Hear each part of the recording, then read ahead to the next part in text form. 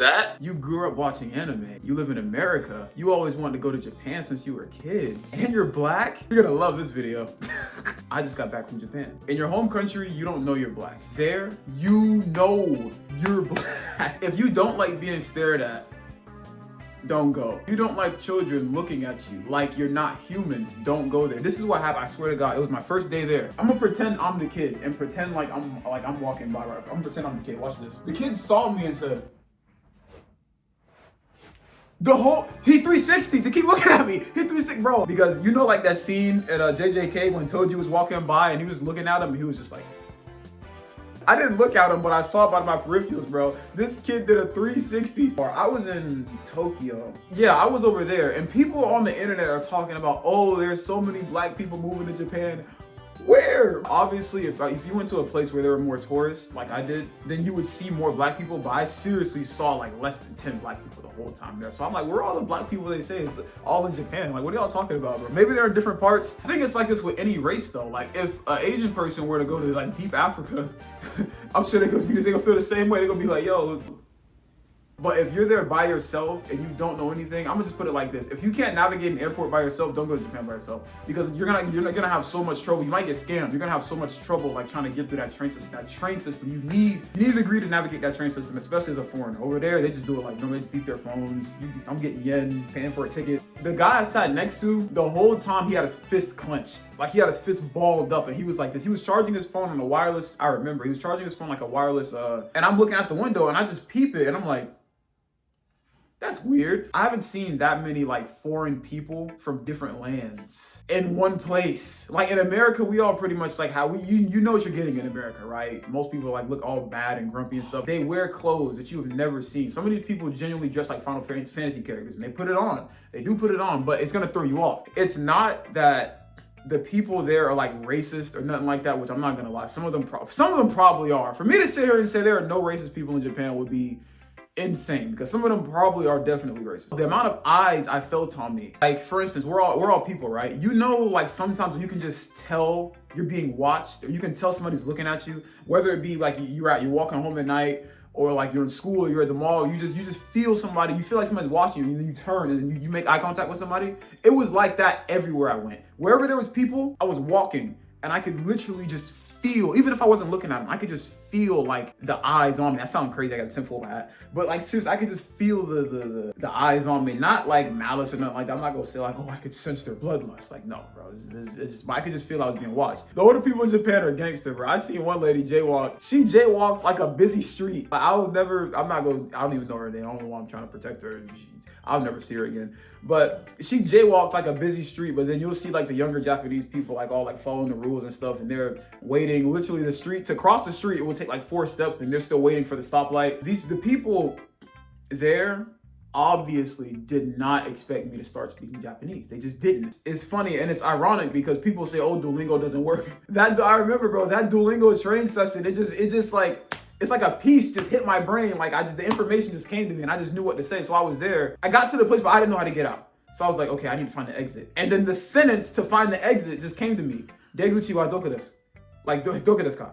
And he said, and then like he looked at me like, whoa. And then he pointed to it and I was like, their exit sign is green. I thought, because I'm used to whenever you see a green, our exit signs here are red. There's a green. So I was standing next to it. I didn't even know. I'm thinking this could take me to like another platform or something like that. So that's interesting. But yeah, when you speak a bit of the language, I think that it's not that they're gonna fully like embrace you, but I think they respect that about you more. Like you're actually trying to learn the language and you're actually doing something. Like you're not just a black person over there trying to do backflips. Nobody treated me different. If that's what you really came here for, you want to know like, oh, like what was it? Like, were they racist? No, they're not. I would say Japanese people don't really mess with anybody that isn't Japanese. Part of me doesn't like it because it's like, I don't know, it just doesn't sit right with me. But then again, I respect it because one, it's their country. And that's one thing I had to keep reminding myself. It was like, bro, you're not at home, bro. This is not America. You're not just, you know, you don't even know what you're doing wrong. Dude, just follow the traffic lights. I don't care if it literally takes a step to cross the street. If the light is red, you do not move. You sit there, you wait.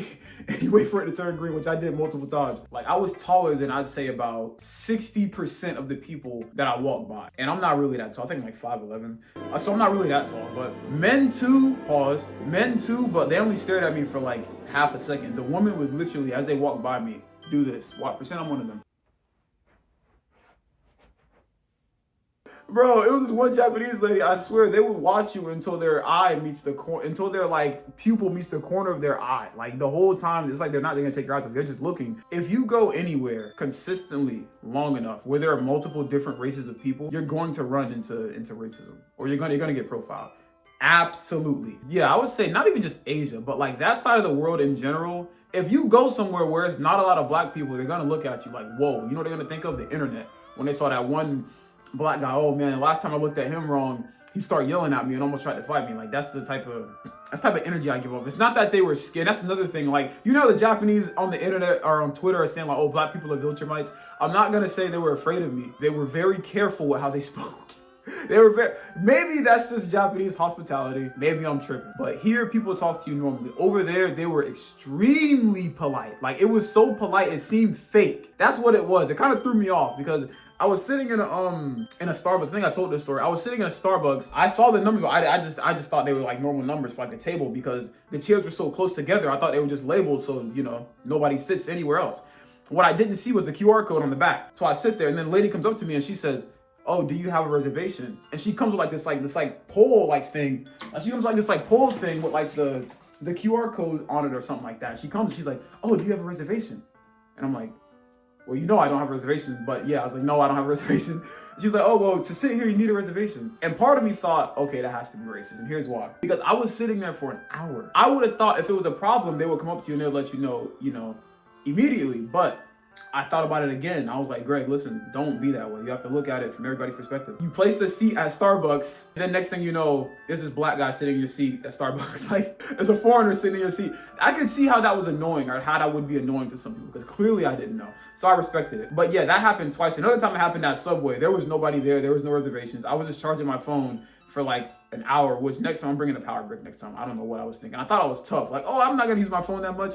That was a lie. He came up to me like 45 minutes into me charging my phone. My phone was already pretty much like fully charged by then because I have a lightning, whatever. And he said, oh, you have to buy something to sit here. Okay, I'm gonna buy something. I didn't argue with him. I just did it. But in my head, I thought, bro, I've been sitting here for half an hour, not even half an hour, almost a full hour I've been sitting here. And now you want to say something. Nobody's walking in. It's not busy. Nobody's walking in. But now why do you tell me now? When you saw me walk in and sit down and charge my phone for that long, that's the part I didn't like. Noticing that pattern made me feel like, oh, now they don't want you here. That's what it felt like. Even though it wasn't really that. They probably had their own reasons. Maybe he went in the back and the manager told him, yo, that foreigner, you got to tell him he needs to buy something if he's going to sit in here. There could be a lot of stuff I don't know. So it would be wrong for me to sit here and be like, oh, they did it because I'm black. And they were always very nice when they did check me on stuff like that. I'm not gonna sit here and say they like told me to get out or anything. Just be respectful. I would say that. If you're not respectful to people, and that's just a general rule in life, if you're not respectful, nobody's gonna be respectful to you. They have a 99% conviction rate.